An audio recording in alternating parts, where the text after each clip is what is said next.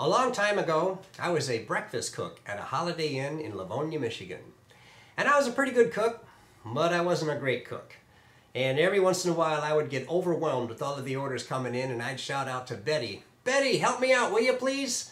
And it was Betty's job to prepare the lunches, not to be cooking breakfast, but I'd get myself in a jam, she'd come over, she'd spend a few minutes helping me out.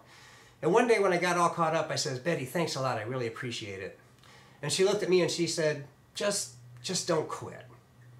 And that was a few weeks before I was to put in my 2 weeks notice, and I felt really bad about it, and I wrote this song.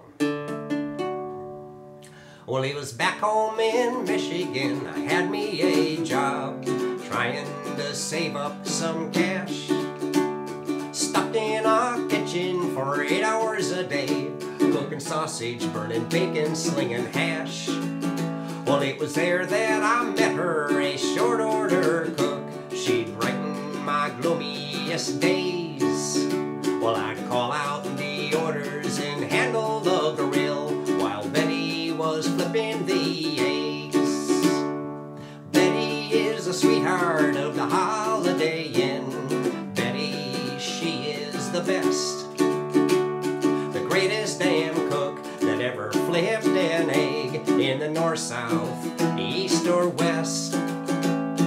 Betty, don't you know that I hated to go, but I had to follow some dreams.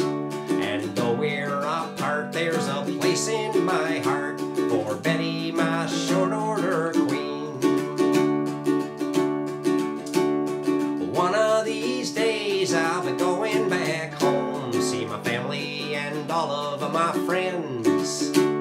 And early one morn I'll take a short walk to my local Holiday Inn. And there she will be, flipping 2 over easy and wearing that funky old dress, with the grease in the air, kinda shining her hair. Well, that's the way I remember her best.